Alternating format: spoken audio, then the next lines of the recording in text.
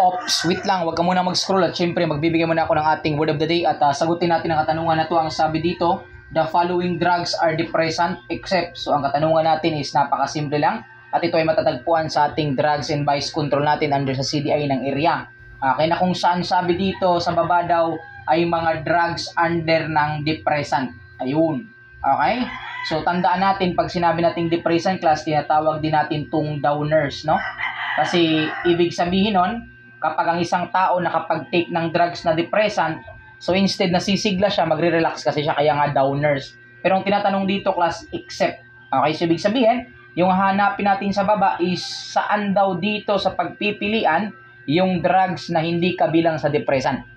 Tandaan natin na kapag ang isang tao nag-take ng depressant, ang apektado dito is yung kanyang hearing, yung kanyang judgment, or kanyang speech. Yun yung mga apektado dyan.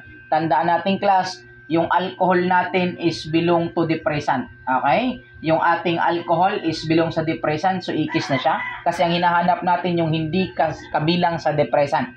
Yung ating opium, that is also a depressant.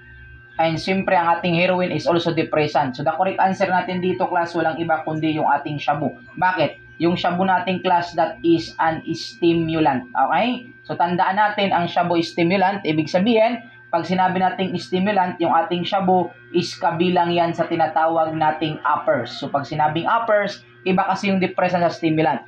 Kasi pag sinabing stimulant, pag nag-take ka ng drugs na stimulants, ibig sabihin nun, sisigla ka. It will give you extra energy, it can make you wakefulness, or even, kumbaga, mag-energize ka. That is considered stimulants naman yan. And syempre, in addition lang natin, class, yung ating alcohol, it is considered the king of all drugs. That is the king of all drugs as well as the most abused drugs in the world. And syempre, yung ating opium is the mother of all drugs or the queen of all drugs naman to, yung opium.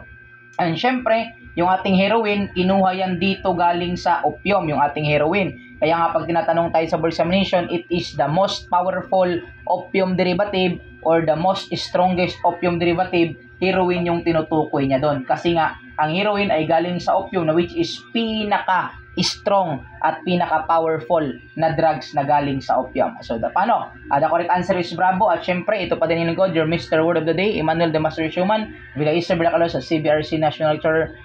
Laging nasasabi sa inyo na para pumasa sa board examination, kailangan natin ang basusya at tsamba. Huwag kakalimutan, basusya at tsamba na tinatawag. Anong ibig sabihin? Basa, sulat, answer, sabayan ng tsamba.